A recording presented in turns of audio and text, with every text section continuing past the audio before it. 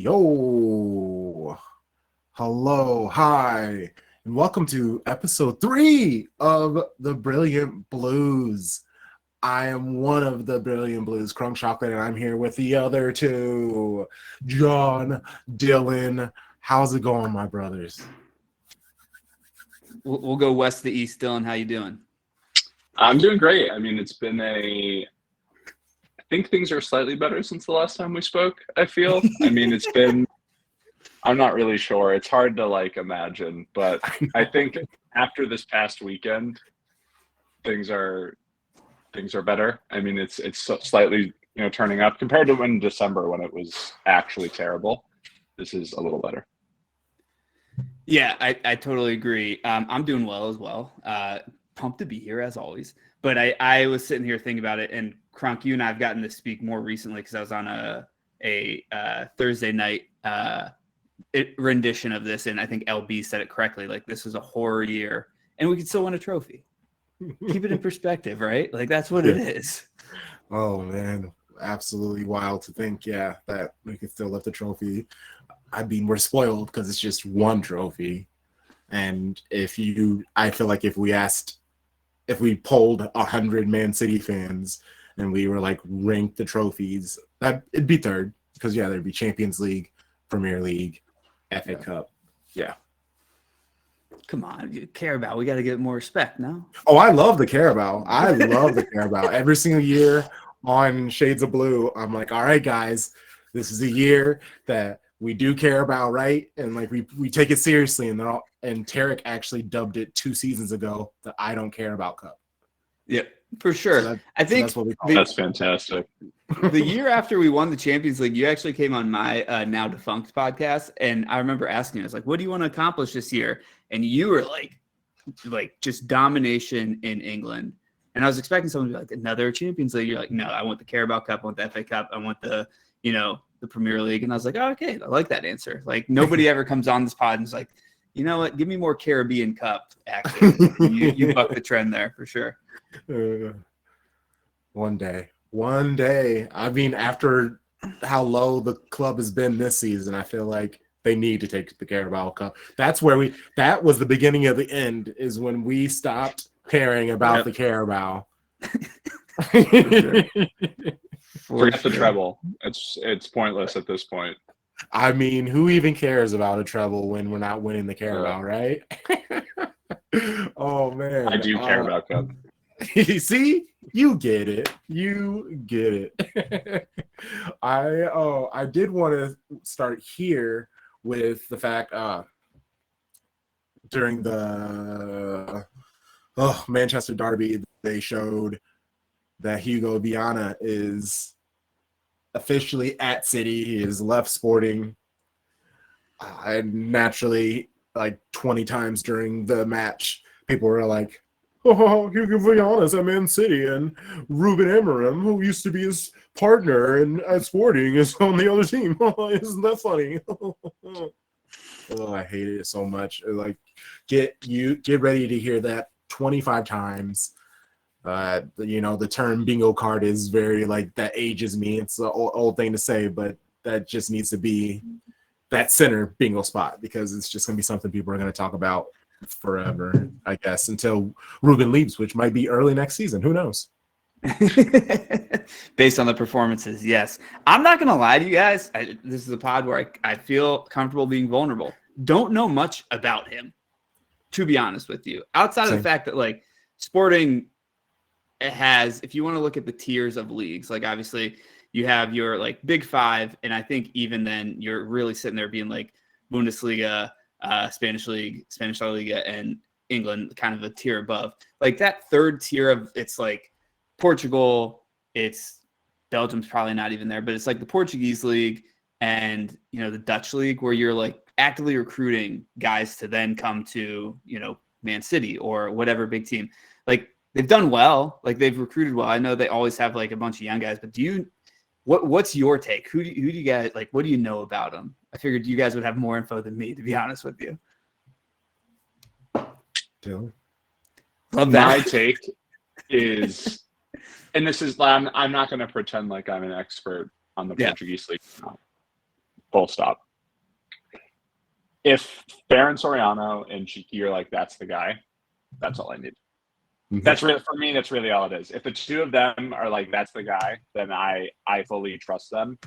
But other than that, it is a very different type of thing, because Sporting are not as much as Benfica. Like, Benfica do it to another level, but like Sporting are just a feeder club. And so it's very different to be like, hey, you're going to go from feeder club to basically the top dog from like a financial resources standpoint. So it's that part I'm kind of a little bit more like, not concerned, but just like wondering what the difference is. By any chance, have y'all read the Paul Ballas book, like Pep City, like the making of a super team? No. Okay. Highly recommend it. But one of the things it talks about is that Cheeky, apart from like when he was being when he was playing for Barcelona and playing professionally, he was trying to get a economics degree on the side. And so as much as he is from like a footballing talent wise, money is like a big thing for him. So maybe that's actually then how they look at it, is like, this is a guy that is going to understand the money side as well. And it's just kind of the only thing that I can like maybe think of. But overall, it's a kind of a confusing hire, but I do trust them. I guess I'll second that again as someone who doesn't know anything. Like I just admitted, I've been on a pod with Crunk many times where I'm just like, I've trusted everybody in this organization for the past however long, and it's not really let me down at all. Why would I stop now? Like, I don't know, like one bad year, and then obviously we're making changes. It's not going to make me stop. So I like that point. I can jump on that bandwagon. I like the idea that he comes from a team where they have to find those deep cut players. They get the player before they become huge. I would like to believe he's taking maybe a few of those scouts with him. But I like the fact that, because that's kind of what we need. I feel like Cheeky, he's been at the top for so long, and I know there are tons of scouts in this city football group all over the place. But which Dylan hates. We remember that from last episode. Anti-city group. I don't hate the scouts. I want to make one thing. Yeah, I hate the idea of multi-club ownership. And fair enough. Everything was gone tomorrow. I would make no. It would be. I'd honestly be a little bit happier. It's one less thing for City to get beaten with them stick with. Yeah, so that's how I feel. For sure. Oh, that's fair. I was on I just like checking matchwornjerseys.com, and there are Bahia shirts that are, it's technically cheaper to bid off of match worn shirts than it would be to go to Bahia's website and buy a shirt from them at this moment. And I almost was like, should I just Is that the Uruguayan team? Brazil. Yeah. Or is the Brazilian one? It's just so many. And their vibe it's so many. And their vibes there are really nice. And they have a huge stadium. I think it holds like 65,000 people. And they do a good job at selling out a lot of them. They were a pretty like storied team and have been down on their luck as of recently. Well, you also got about 90 days to get that in before having to pay a tariff on it. So good luck on that. You brought up, like, in our outline that you wrote, thanks Crunk for that as well. I really appreciate it. But let me touch on something that you were talking about where maybe this can slot in. You mentioned a point where it's like, how do we get the academy to produce like the Barcelona academy, right? And I think we have, like, if you really think about it, was it last winter window or the winter window before that? I remember like seeing the big names that everyone was like going after. And at some point they spent time at Man City. Like, I think it was Frimpong, it was Lavia, there was a few other people. So it's like, do we think bringing in this guy from Sporting actually will also allow us to identify maybe earlier some of these guys to be like, let's hold on to these guys instead of shipping them out? I think that would be my hope. And I think if that's how you sequence these questions, bravo to you, because it made sense to me, but that's how I'm reading it essentially. I mean, you're not wrong, because I just seeing these Morgan Rogers and, like you said, Lavia, Frimpong, all of these players that are helping teams in the Champions League are, even worse this season. I feel like every player we have faced that once upon a time was a part of our academy has scored on us this year. And it's incredibly frustrating being like, hey, you could be on this team right now and you could have saved us 16 million pounds where that could go elsewhere. Naturally, that money is half the reason why we've got the players that we have now. But I just feel like, especially with like our Premier League 2 team, they have just won the Premier League 2, basically the minor league division for the second season in a row. They're still the playoffs and everything, but there's a whole like 6 or 7 players that legit people see them as the next McAtee, the next Phil Foden, like on the same levels of that. They just have to stay long enough. They just have to be given the chance. And with history says that they're not going to get the chance. They're going to get loaned 4 years in a row and then sold for like 20 to 40 million pounds. Well, like, do we see with Hugo Viana, maybe hopefully, because I mean, Pep is leaving in 2 years and he's half the reason why he was just like, nah, get rid of them. They're not quite what I need at the moment. So I'm just hoping maybe there's a change coming in the future. Do either of you, I mean, obviously you don't know, but is that something that you could potentially see or are hoping? Or are you like, no, just give me the money. The ROI is just big time right there. Dylan, go ahead. I think it's yeah. I think it's both.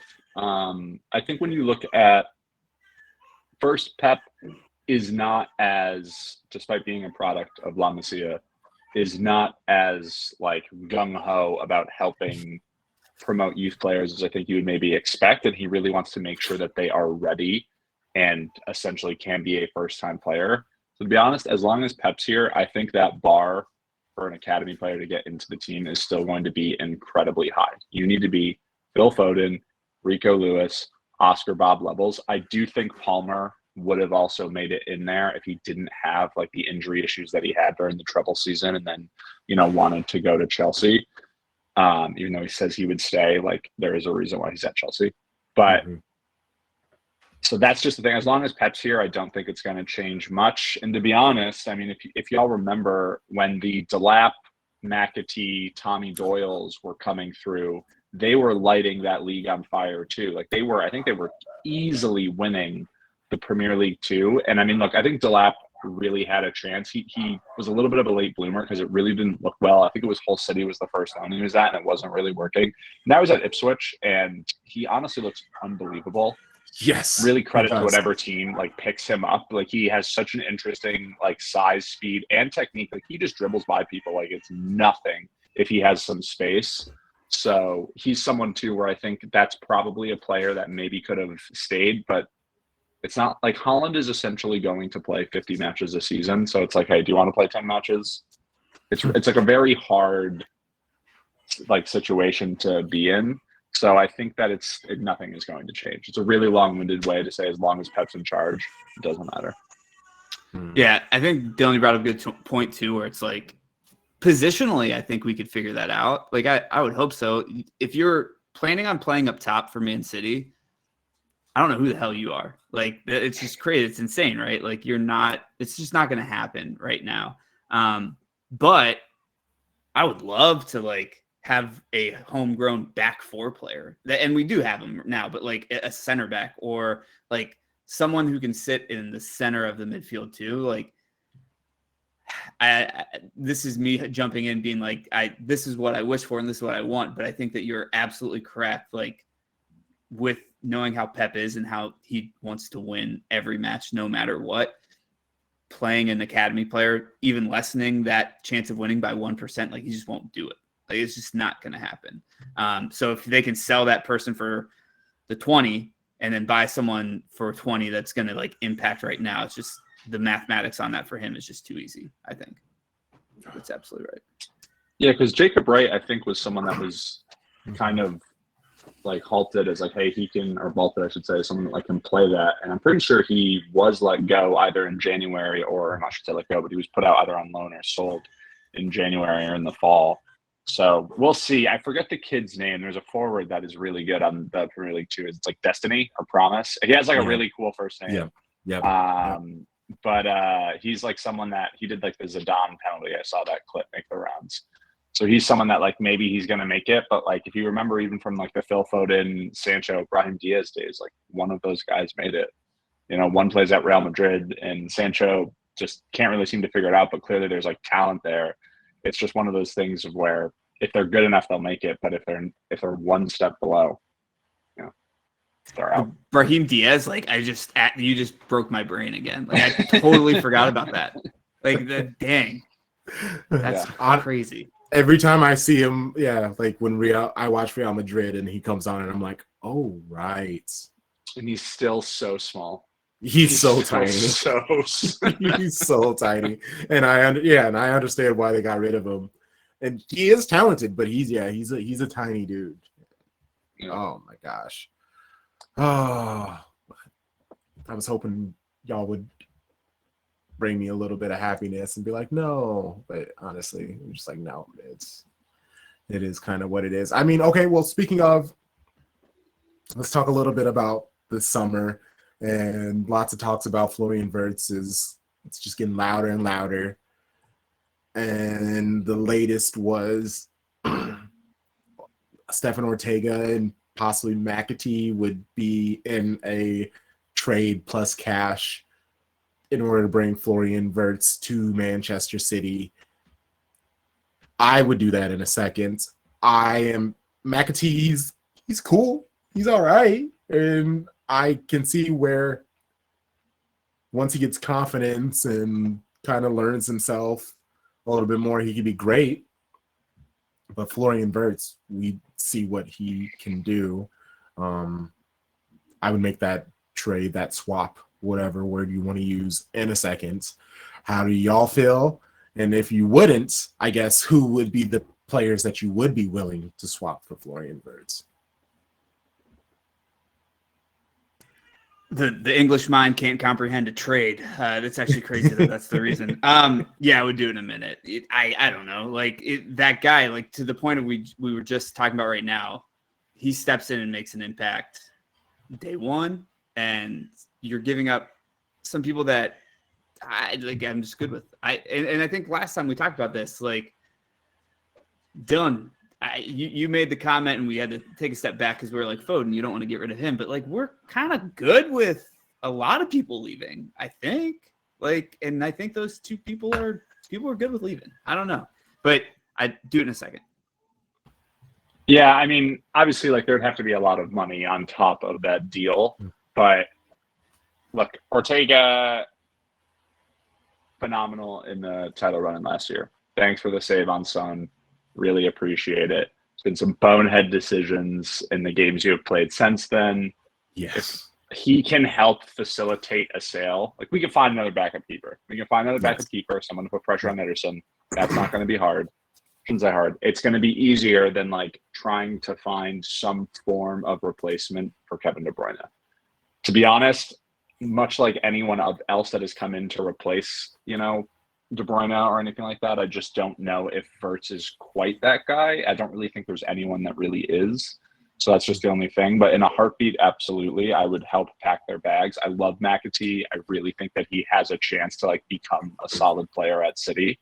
But it's just different gravy, to quote Sergio Aguero.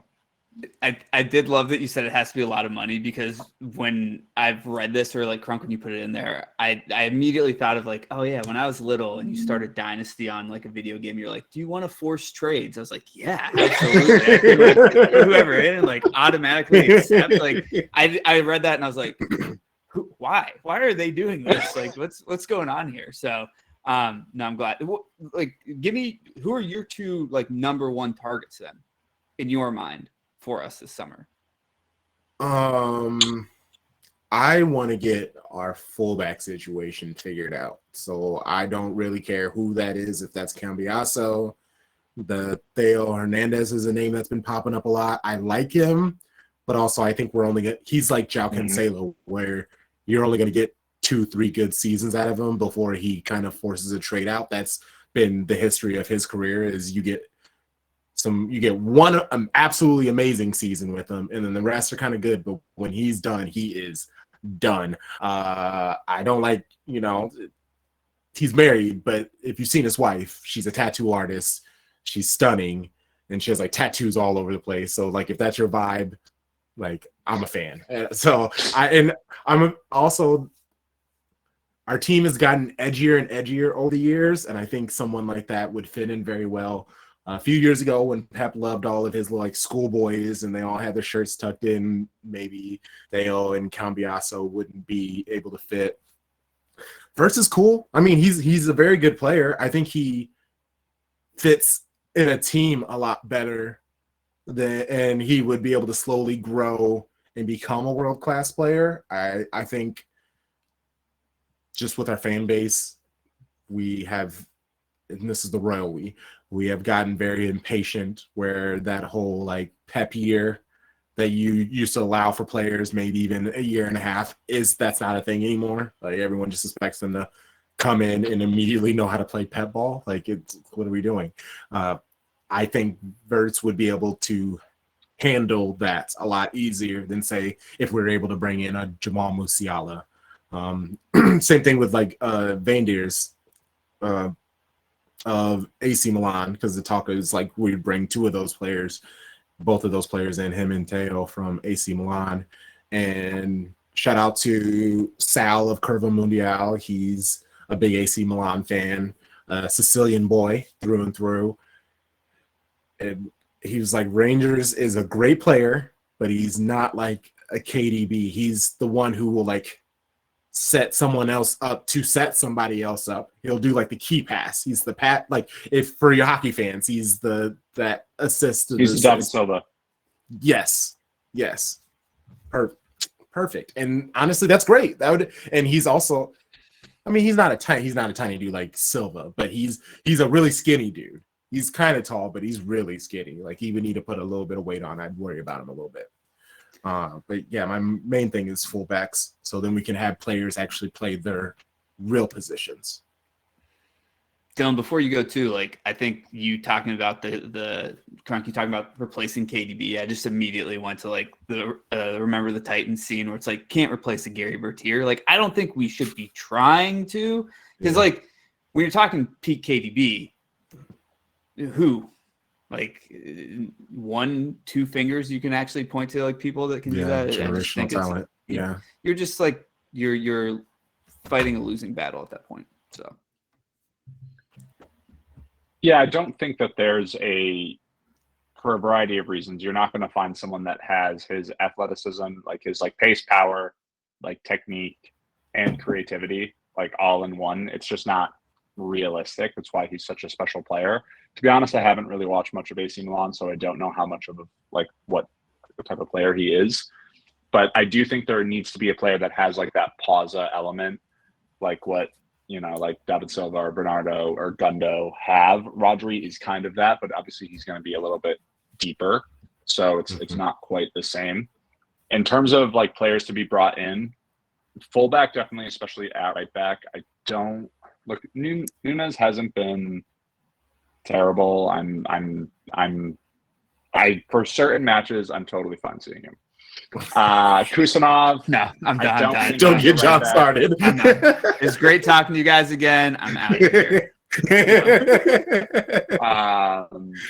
Kusanov, I don't really personally see as a right back. I do think that he's more of a center back. I think the trick is same thing. Trying to find replacements is you need to find someone who has that pace and like the strength and physicality of Walker as well.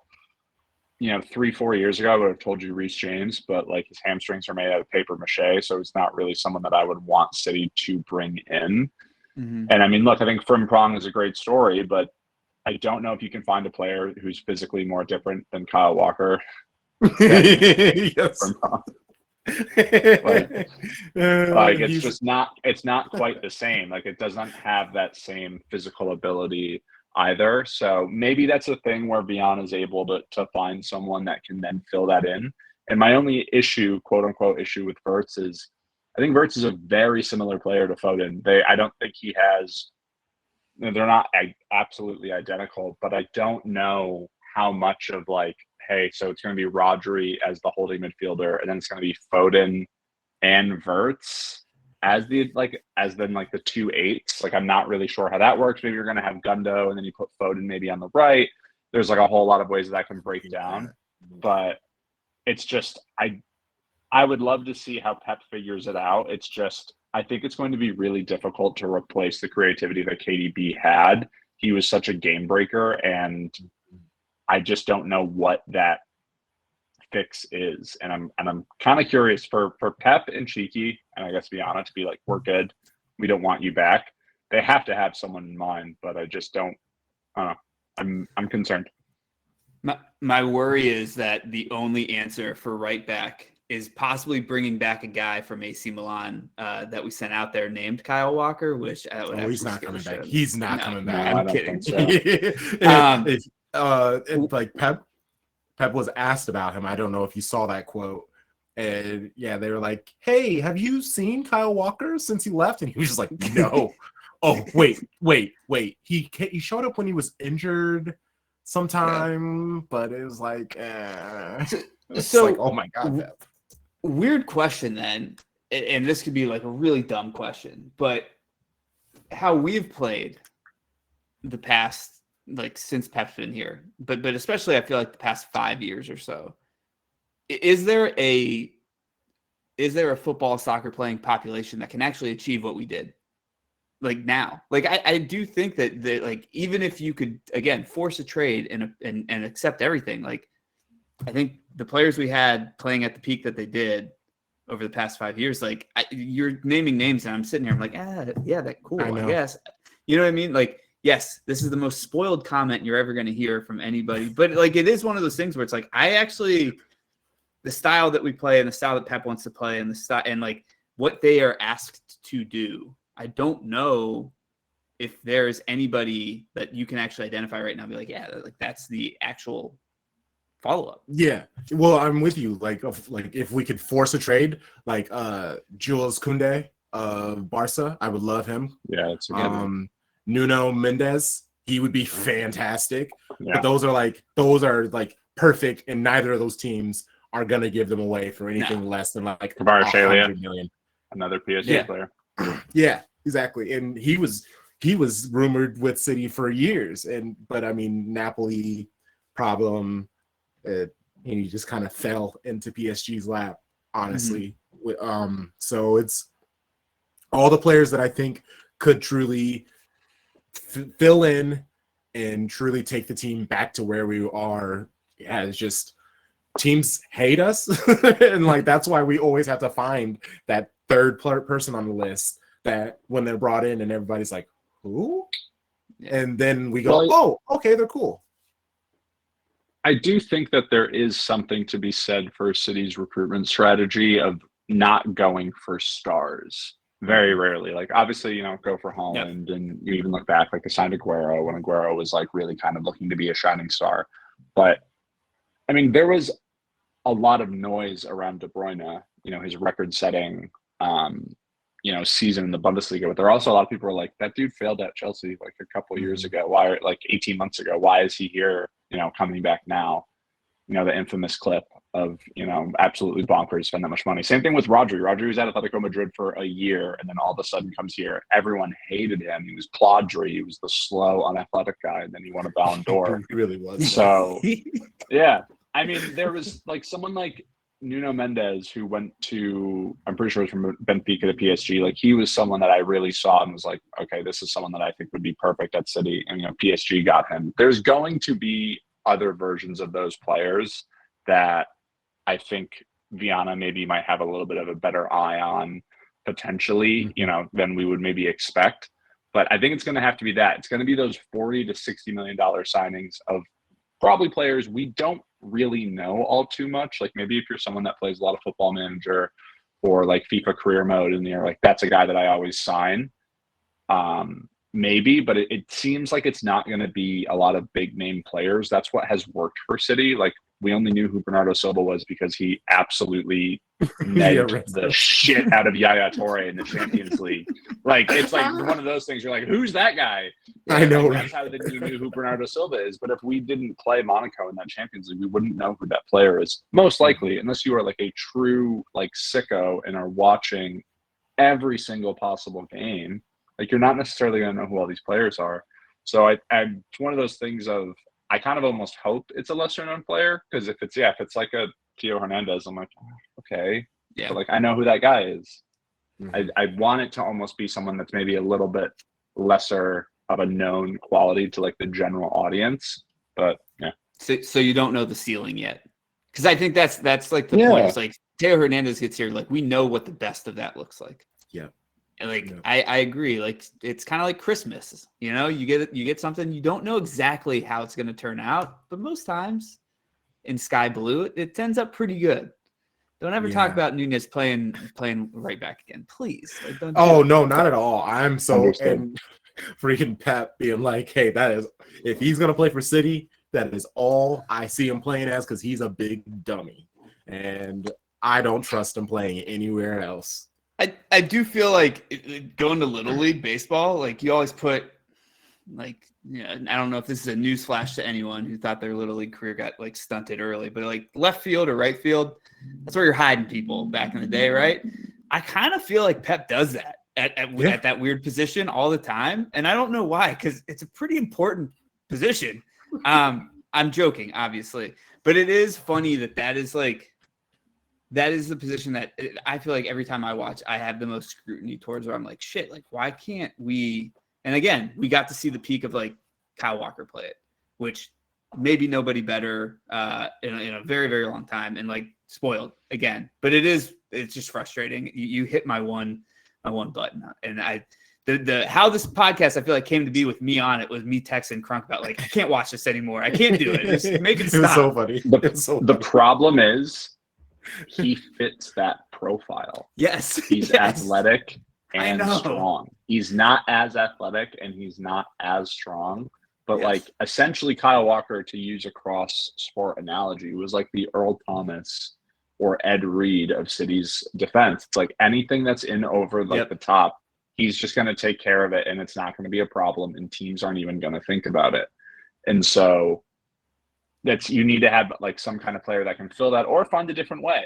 You find a different way to play, and maybe it's just more athletic center backs, which is why they brought in Kusanov, and maybe Diaz eventually then gets like shuffled out earlier, which personally I don't want to see. But if we're playing with a higher and higher line, that might be why he's bringing in these kind of more athletic center backs overall. As for like why he puts guys at fullback, I do think it's a little bit of like, yeah, you're in right field. No one's hitting it that way. There's like less responsibility overall. Like that's why Nico O'Reilly now is like playing left back, because it's like you have to work with less overall, and it's how you learn. Like that's how Foden broke into the team. Foden played left back a couple times first before like coming in. It's what he does a lot of the time. Who said that doesn't phase? Oh, right. And we had Zinchenko playing left back for so many years, and Delph. Stress me the hell out. Oh my god. That is the thing, though. It's like the levels to it, where it's like, Kyle Walker, when he would make a mistake, was on the grandest stage ever. Yes, like sometimes like it'd be against Real Madrid. I almost don't mind that. Like making a mistake against like Ipswich Town, or I forget what effing game I was watching, where like he just did not hit the ball hard enough back to Ederson, and then they scored. Oh yeah. Like that's where I was just like, fuck, man, I can't do this. Like just last season, wherever it was, where he was like kicking the sideboards like actively while the like ball was still in City's box. Like I forget who that was. I was just like, I'm a pretty calm watcher. Like I don't really get to. That's like one of the few times where I was like about to start yelling at my time. It reminded me. There's a clip of like, and one of my favorite NBA players of all time, Lance Stevenson, blocks a guy from behind, smacks against the backboard, proceeds to scream in the guy's face, and then the guy on the other team grabs it and just dunks. Like gives up the point, right? But it kind of reminded me of that, where I was like, what are you doing? Like get back in there. And I mean, Nunez, he fits that, because he definitely turns his brain off. He defensively, he gives me Joao Cancelo because I call it Cancelo cool when he goes into tackles because he just kind of lazily puts a foot out going after the ball and the person just dribbles past him. And Nunes is good for that at least 2 or 3 times a match where he's just standing there, the guy pauses and he puts a foot in and just gets burned. And it's just like, oh my God, it's so frustrating. But then you got Rico Lewis, little tiny tot ass, that once he gets burned, there's nothing he can do to ever catch up with the person because that's just not something he has in his locker. Like he's just not athletic, respectfully. Like he's not explosive. There we go. Let me say that. He's not explosive because he is very much athletic. He's not Kyle Walker. I mean, he doesn't even have like his top speed. He's agile. He's not fast. He's like he's quick on the ball. You can't get the ball off of him. He'll like blow by you for a couple steps, and that's it. Like he's just, that's his type of athleticism.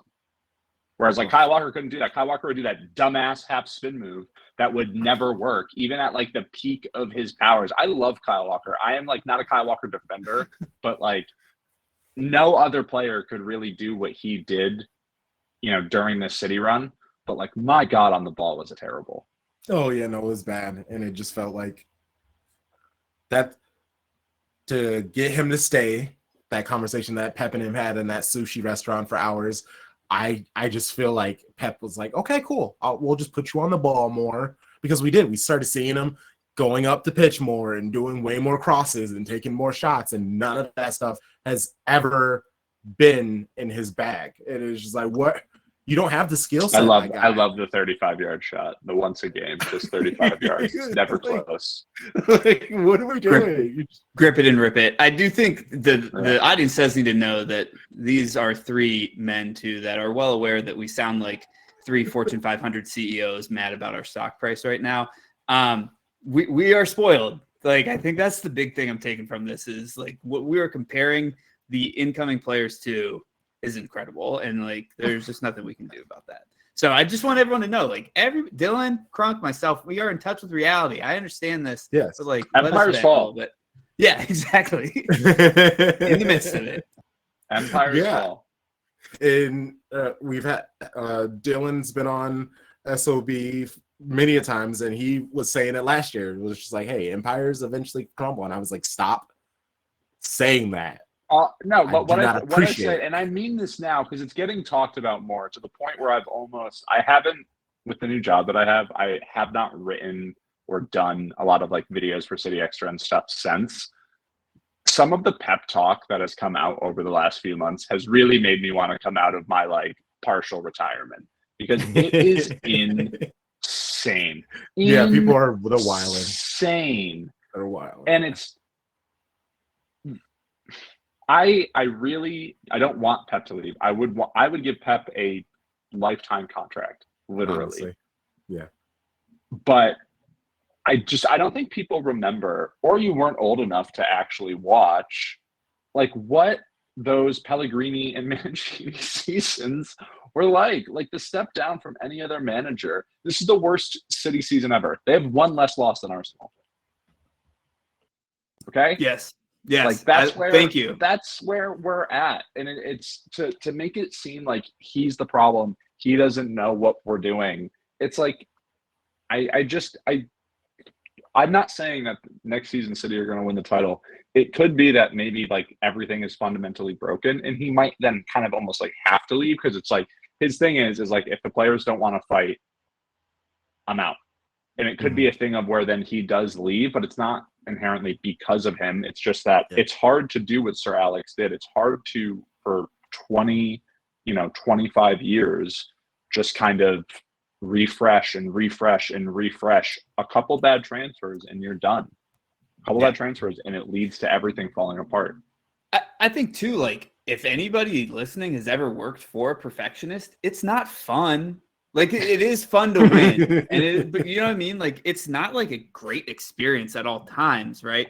And I do think that like if you've played 4 seasons or 3 seasons or even 2 seasons under Pep and you're just like, I can't do this. I think I understand that. And I think that then again, I don't think it's Pep's fault. I think that what he is asking people to do there just aren't enough human beings It's a in the mentality world thing. that can Yeah. do it, Mhm. right? Yeah. So it's like, yeah, I will reiterate this. You said we're one loss less than Arsenal. We have a chance to win the biggest trophy outside of the league in England.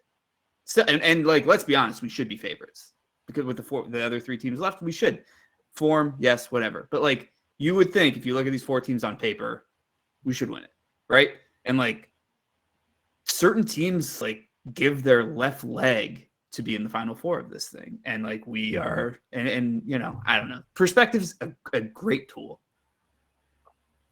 And the one counter to that I would say is, like, I do think that, like, Pep's, it must be insane to have him as a manager.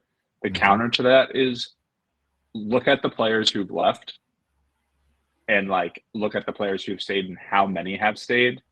For the most part, if a player that's left, it's usually been like for the best. It's like Cancelo, great man, you're in Saudi now. You know, Sane, seems like there was a little bit more to that. He wanted to be the guy. He got to go to Bayern Munich. Like, there's a lot of different things. And his career, he was never quite the same guy after the injury. He's still a very talented player, but he never hit like whatever that version of a ceiling was. I don't really necessarily fault him as much for that. Or it's like, hey, Laporte, like, he mentally wasn't there. He was like, broken. it's like a lot of broken. yeah.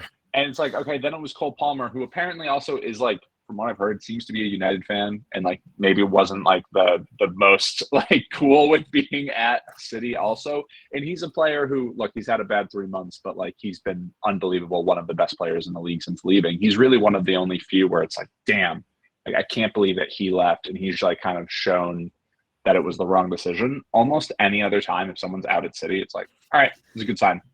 Yeah, I totally agree. Sane is actually what drove me to like make our podcast back in the day. I loved him, and that one was tough for me. But like like hindsight, looking at it, you're 1,000% right. Don't think I have a leg to stand on here, but another one that I wish wouldn't have left, but maybe it was for the best. And he was just in the news today. Like, I kind of wanted to keep Riyadh. Like, I just felt like what he was able to do. Mahrez on the side, like. There are certain players that when they would be playing or in the game, and like we have them when Bernardo is at his peak and whatever, like you have control. You have, not only do you have the ball, but you have control of how that ball is getting positioned and where it's at. And I thought he was so good at that. But again, if the guy wants to make $1 trillion in the Saudi league, like, you know, what are you going to do? But and he I was think the fee that City got for him. I think the fee that City got for him was like, for whatever it was, 32 or 33. It was like one of the highest that was ever paid for a player that's that old. For sure. And had Sane, some turbulence today, though. Just want to throw that out there. So, Riyadh, you know, hope you're doing well. Yeah, there's a whole video about it. But oh no, I didn't see that. Yeah, I didn't either. And yeah, the whole Sane situation, it was a lot of like chirping in his family. Like his mom was his agent as well, and basically they were like, "There's nothing you can do, City. He's going to be They wanted him to be the face of Germany, and then he got to Bayern.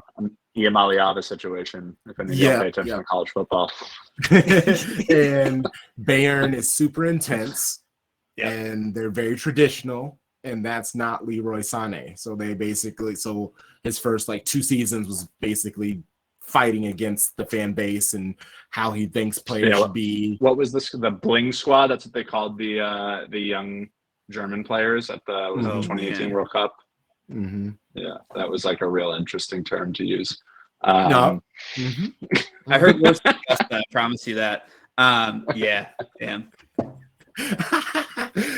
Oh my gosh. Okay, well, we kind of talked about KDB. I would like to delve into this topic a little bit more because he's leaving, and I am interested to know, what does KDB mean to you personally, his place in the club, and the ranking on the club, the Premier League. And I'll go first. I honestly, like, I knew you could see what he was doing, has his greatness, but I will admit I very much took it for granted. It didn't really hit me, his greatness, until he got injured and then it was missing, and now he's on the pitch and he's not the same guy. now I'm like, whoa. It turns out I miss these insane passes. The fact that we haven't been able to find somebody on the squad who can just ping the ball around. Like, that's all we need. Like, that's what we have need. Like, seeing last week, he seems to be feeling better. He has stated that he's felt a lot better since his surgery. But there were a couple of passes that he made for Marmouche this last weekend, and I was like, that's the KDB.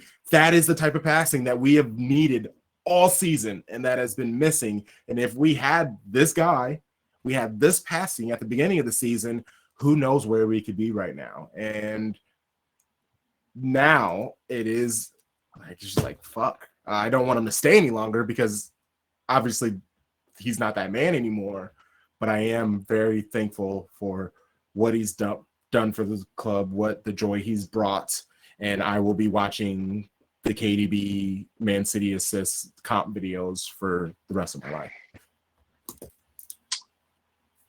I remember the 2014 World Cup when the U.S. played Belgium, and this fucking redhead came onto the pitch. And if you don't, for those who may not remember that game, Tim Howard made more saves in that game. I think it was 18. It was either 18 or 14, but it's like more saves than any goalkeeper had ever made in any World Cup match before. And it was this athletic redhead wreaking havoc on the USMNT backline. And that was the first time I ever learned who Kevin De Bruyne was. And I like remember that to this day. And then when City signed him, it was one of those, I was like, oh, I remember that guy. Like, that's the guy from that one game. And to see kind of what he has become, I don't know if he's the greatest Premier League player ever. He's certainly one of them. I do think that he's the best Premier League midfielder. I know that he doesn't have the longevity of a Lampard or a Gerrard, but I think that what he's done and the resume that he has speaks for itself. I don't know if you are ever going to see a player that possesses all of those talents together, that has the pace and power, that has the technique, that has the creativity, and in the biggest moments would find a way. Like whether it was Liverpool, whether it was Real Madrid, in these massive Chelsea, God, he would consistently score against Chelsea. I think against the goal he had, against Conte's side, the countless times against Arsenal, just murdered Arsenal left, right, and center. He's someone that was so special, and good luck replacing him. I think it might even be the most difficult replacement that Pep's going to have to deal with, because there's never been a like for like. Haaland's a very different player than Aguero. Rodri's a very different player than Fernandinho. Maybe Diaz and company are like the most similar. David Silva, he kind of found it more with Rodri in a different way, like kind of combined almost those two together. This is, I think, going to be the most difficult replacement, because I don't know really if there will ever be a player like that possesses all of that in one. Yeah, I could wax poetic on the same exact points that you guys mentioned, but you're hitting everything that I'm talking about. I will say they're like the term like poetry in motion. I've never, I don't know what my life is about, but I've never experienced anything where I'm like, poetry in motion, that's it. But like when you see a ball move off of a foot, the way that his ball would move and like hit people in stride, there's like, it's like watching an NBA player shoot a three, or like I would always think of, this is a weird one, but like a Barry Zito 12-6 curveball, where like it should not be able to do that, right? Like the ball shouldn't be able to move like this, and it does. And I think that that's something that is like, when I think back to my fandom growing and becoming what it is now, like those are the moments. And this is a latter moment, but like him getting on in the second half against Newcastle last year and finding Oscar Bob, like, was the most euphoric I've been in a bar at like 9 in the morning, 8 in the morning in a long time. And like, I was sitting next to my Liverpool friend and I got to be like, fuck you. Like, this is the guy. This is the guy where over the past 4 years, I kept yelling, he's the best player in the Premier League. No matter what, like that's the best player. Yeah, dude, like it's just like so much joy. Like I don't know how else to describe it. And like the way that he was able to make a ball move that it didn't know was possible is like incredible. So the other thing too, being a West Coast fan, I woke up to go to the gym at 6 o'clock in the morning to that news. Like that was just like woke up, grabbed my phone, all my friends live on the East Coast. Group chat is just like, the little like iMessage, just like tagging Dylan. Full message. I'm like walking to the gym, which is a couple blocks away. I'm just like, this is fantastic. What a fantastic way to just like start my day. And then like I have to go into work. It's like, oh, hey, we have to make a KDB vid. So can you like source some clips here? So I'm like pulling up like the Stoke game from 17-18. Like we had the assist to Sane and stuff. I'm just like, yeah, I remember all this stuff. Just over and over and over again. It isn't like, it's just insane. I think an NFL quarterback's the only comparison. And it's going to be like a Mahomes or, Tom Brady at their peak. But to be able to kick something and have it land at someone's feet as they're running is just nuts. And like, I'm sorry I'm American and like everything that I've ever played with was with my arms and my hands and I threw things. Like, I just can't. I sit there and I'm like, how are you? And he does it at full speed. Yeah, There's exactly. an interview where he talks about it and he's like, what's the difference with KDB? And he's like, lots of players can hit someone in stride. Yes. Like if they're not moving, but like for you to be fully sprinting and also do it is like very, very special. The only other thing I can think of other than Mahomes is like Jokic, where it's just like these like ridiculous, like just makes it look so simple. And it's not someone that you would expect. Like you look at Jokic and you're just like this goofball, like unathletic, like assuming, like you look at De Bruyne, he doesn't seem like this physical freak. And he throws people off of him. He would easily carry it past people. It sucks, man. It's like, it's brutal. Jokic is such a good comparison because if you are the layman watching NBA and you see what he does, you're just like, oh shit, like it's slow motion for this guy. If you ask anybody in front offices of the NBA, they're like, how difficult is what he does? And there's like incredibly difficult. Like, what do you like? It's the reason he's the MVP back-to-back years. Like what he can do, no other person can do. And that's the perfect comparison to KDB for sure. This was like a one-off sentence that you said, but I want to give pushback to the Diaz company comparison. Diaz only has 3 Premier League goals in his career at City, and company had 16. And so like that's like the biggest Diaz difference. Cannot hit the ball for shit. Like he just cannot. It's crazy. He can't jump like he does. Like he's. Yeah, so like that's the only thing. More so like I wish he could score. Defender for hard-nosed defender. Yes, no, I'm with you. I know what you're saying. Yeah, he doesn't have. I just love company's my guy. Absolutely. Like, when he retired, I cried. Like KDB, I'm like, oh, I'm sad. But like Vincent Company, I legit was just like, his last match was probably the one for me. Yeah. Although, like the Leicester, even though it wasn't his last match, like the Leicester send off with Company is really some like Cinderella shit. Like that is really just some like truly out of this world. I had just started working at this company for 2 weeks and like didn't really, I work in sales, so it's like a pretty lenient regardless. But like I had it on my phone. I'm sitting there, I'm typing something up, and I was in a breakout room, and I just started screaming. And I'm pretty sure that I got like the new guy's nuts, like that type of situation at this company. Like, no other soccer fans here, shit. My direct report was an old job that I had was a Liverpool fan, and I actually was not able to watch the match live when it was going on. But he was like kind of giving me shit for like for like the whole second half. He's like, they haven't scored. Both of us were working on something, and the goal happened. And I was like, apparently the company just scored a goal. And he was like, of course. And then I was like, apparently it was from 30 yards out. It's like one of those like going on Twitter, like trying to find the video. Yes. Damn. No, Vinny, don't shoot. Don't shoot. Literally, Pep just screamed, no! Yeah. He saw the season leaving. Diaz does have that. Diaz will absolutely wall up a shot. But it never goes on. No. Well, we look forward to Diaz relegating a team and then getting picked up by like PSG or Bayern to be their coach the next season too. That'll be key. I can see that. Well, speaking of being sad about losing players, Gundo, he triggered a clause in his contract that means he's coming back to City next year. And Pep shot at Ake and Stones just last week, mentioning how they're injured way too often and he needs players who won't be. Who are, I guess, the other players that you are mentally preparing to see them leave in the summer?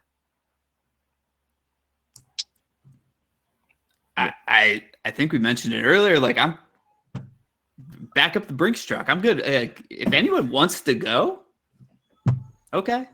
I don't know. Like, But none of them are like hurt your heart at all. Oh, like, hurt my heart. Just like I mean, I guess like Gundo's coming back. He's the one. Do I want him to play a shit ton? No, because that means that we're not getting better, in my opinion. But like, if he wants to stay for the next 5 years, like, I'll find a place on the bench for him and he can hang out. I think he's going to be a Scott pretty Carson good manager.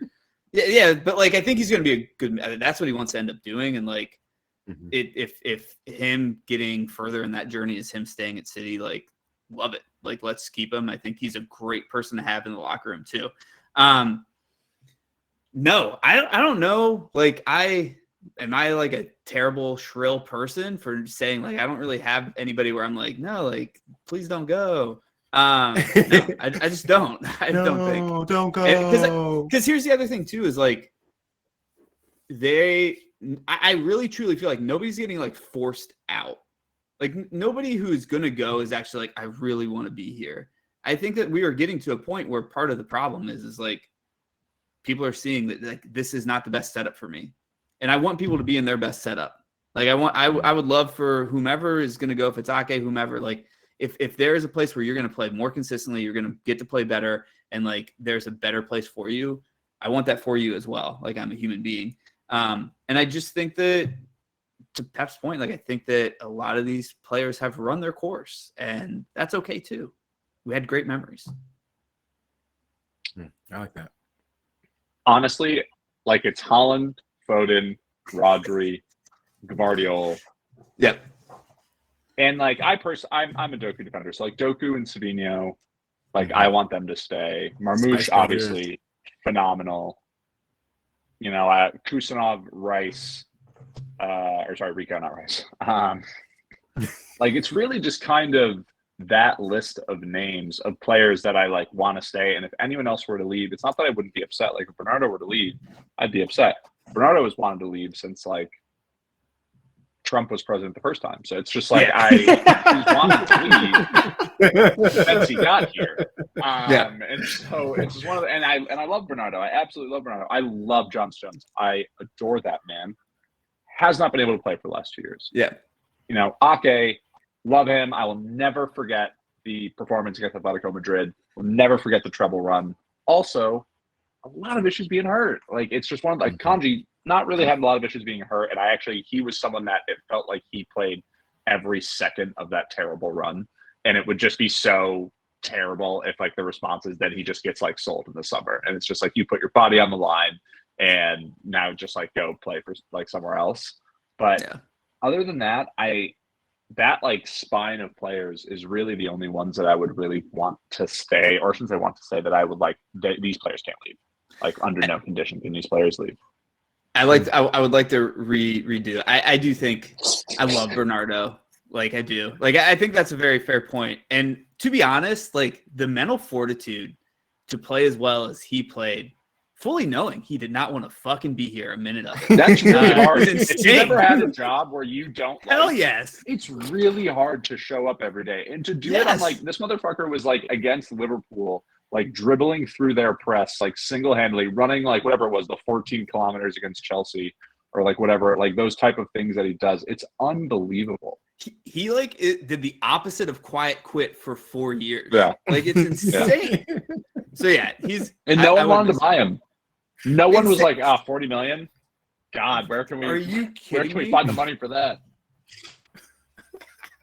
God.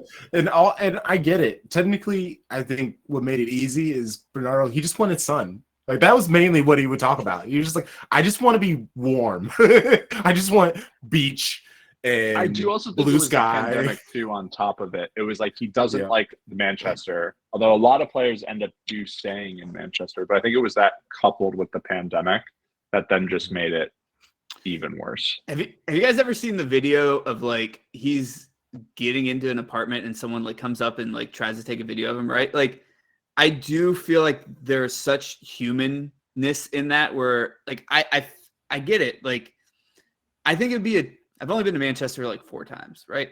I think it'd be a kind of a terrible place to be. I've only been to 1 game. But like I do think it'd be a terrible place to be that recognizable. Like, truly. Again, it's not the biggest LA, place. Yeah, it's not the biggest place. Like in New York, it seems if you're famous, like you can it hide. seems like they aren't like hassled as much. You don't see a ton of videos of like, you know what I mean? Like you see like the video of the guy chasing Pep on a bike, and Pep lives in Deansgate, where if you've been to Manchester 4 times, you probably know where that is. If you're one of us plebeians who have only been there once, I know, right? It's maybe a little bit hard. But like I think of like there's the one Holland video where he's like walking down the street and the United fan was like shit talking him. You don't really see, and I don't know if it's, I think also as an American thing, like it's just you're so different to like wanting to like put a camera on someone's face. Yeah. I do say like living in LA, like I like randomly will see celebrities in certain places. And like places you don't like, I've seen like just like walking down the street in downtown, or like you'd be at like Disneyland, like you'll see, like one of them, or Disney World, whichever one it is. But it is like kind of a weird thing where maybe you are a little more used to it. But that's the thing, like David Silva was like, oh, always gonna leave, never left. Aguero was always gonna leave, never left. Holland's gonna leave, signs a 10-year contract. Yeah. I don't really know why. But it's just players seem to like it. It's a fair point. I think I was coming from like an American perspective. Also, I wasn't trying to brag. I don't know. No, you're good. I was messing with you. I was totally messing with you. Damn.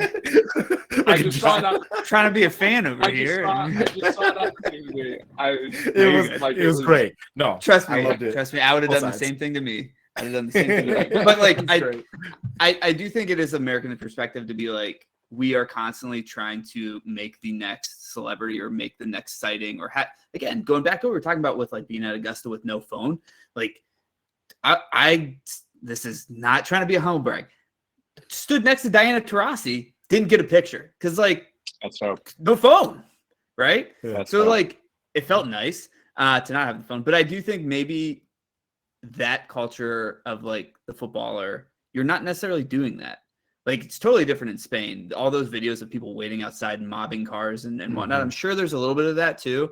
But like, I think you did just counter my point in real time where it's like, nah, dude, that's not how it is. But I don't know.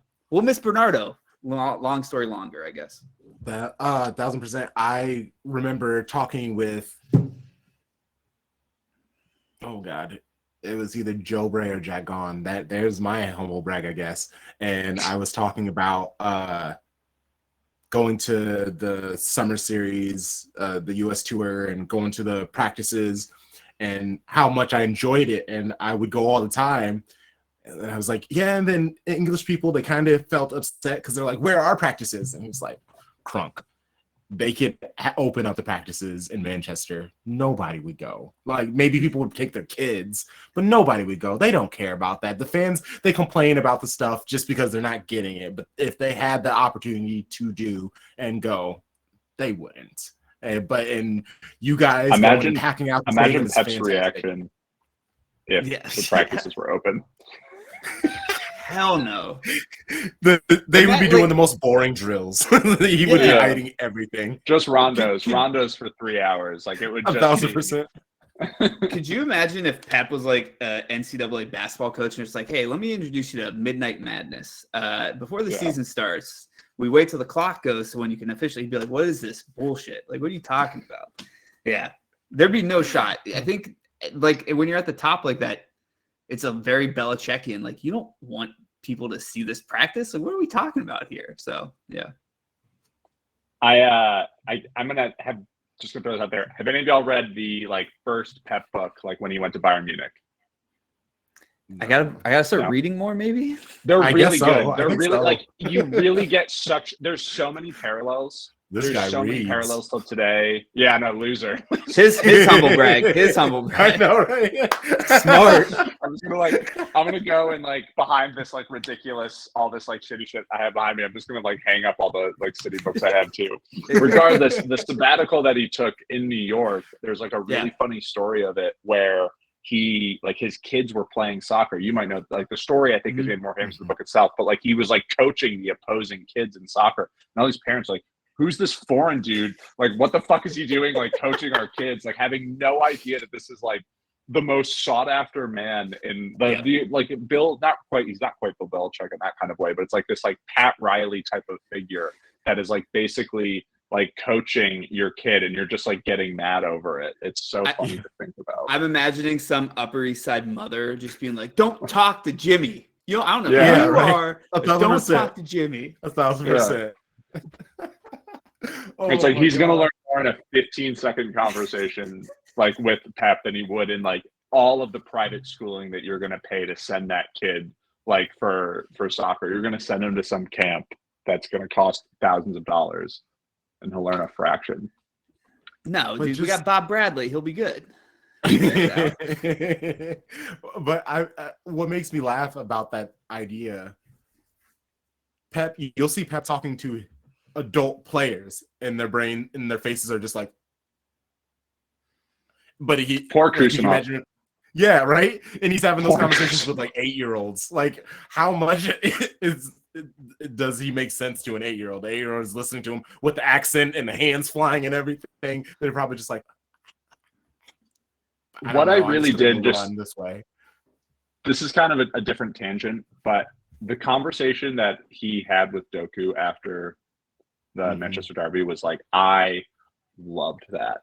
As someone that has like seen people just eviscerate Doku online for being the best in the world at dribbling past someone. And Haaland's inability to run to the near post. Haaland gets zero slack for that, by the way. Only just trust me, I'm with you. It pisses me off. So mad. It's just like just adjust. But I really appreciated him taking like what looked like a solid like probably 30 to 45 seconds and just like talking to him, chatting him up. You know, like all the pumps in the chest that he was giving him as like you're that guy. Never forget that. You're the man. I really, really appreciated it. Yeah, I mean, it reminds me of he did the same thing with Jack Grealish at the beginning of last season because he was wearing the Lightning kit. So yeah, it was last season, and he had this like long walk with Jack Grealish, and Jack Grealish obviously was all shaken up. And like Pep cares. If people don't think Pep cares, he very much cares. He just wants to win.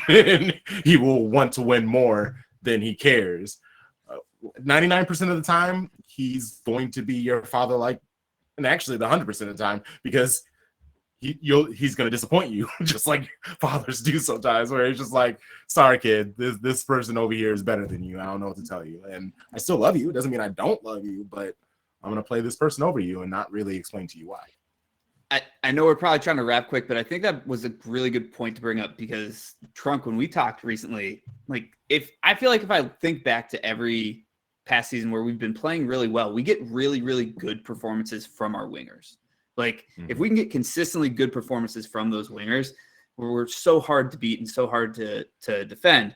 And I think that was one of the things where it's like, whether it be Colin not running to the front post or whatever, like the consistency of getting impactful play or game-changing play from the wing position has just been lacking a little bit this year. And I think that Pep obviously probably knows, like, if I can get this guy who has all the talent in the world, has all the skills in the world to actually like be able to consistently make the biggest impact possible, like we're going to be good next year. Like we're going to be fine is what I'm trying to say. It's like, so I think that was a great call. Like, I think that's the position that we probably have the dudes for it. They just need to have the consistency that we had once had because we're pretty unstoppable when there's impact from that position. I love that. And I'm going to try to find a way to watch this USMT versus Belgium match because I remember it. And I definitely just remember laughing at Tim Howard being like, this guy is good. He's good, right? He's another person that I never took seriously because he was a United player. Just like, he's all right. He's also I think the De Bruyne US comes keepers. on. It's either in the second half or in extra time, and it's when the hair was like real short, real spiky. And my God, he fucking ran ragged. He like, I don't know if it was Jeff Cameron or fucking Fabian Johnson, whoever these like Timothy Chandler, whoever these like USMNT players were of that era. I mean, he was putting them in a fucking blender. Like it was just, I was so mad. That's hilarious. Oh man. Hey, here's another amazing episode of Brilliant Blues. My show, bros. John, we'll start with you. Let people know where they can find you and the things that you do. At JWW. I teased it before. I'm trying to put together what will be the next iteration, kind of like a phoenix rising from the ashes, so to speak, of the pod that was once NAFTA. Relatable content. Yeah, right.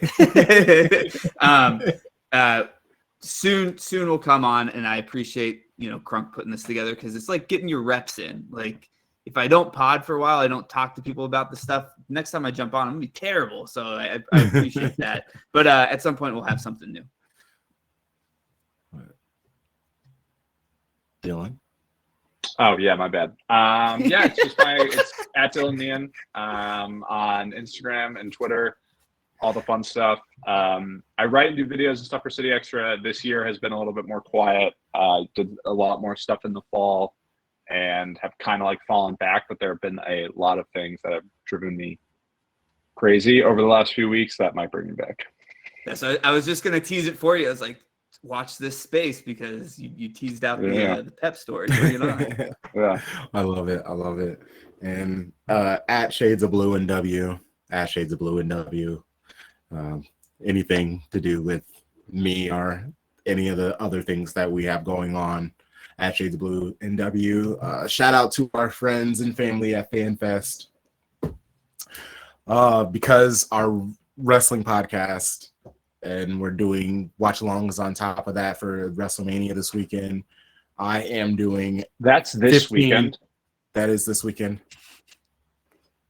Wow, I've been so like unplugged from wrestling since John Cena turned heel. I like totally forgot that's going on. And like, I'm actually, as soon as we get done with this, I'm gonna run to Netflix and watch the episode of Raw. That's been the best part. Yeah. Like now that it's on Netflix, I can actually rewatch the shows instead of just missing out and being like, oh well, I missed it, I guess.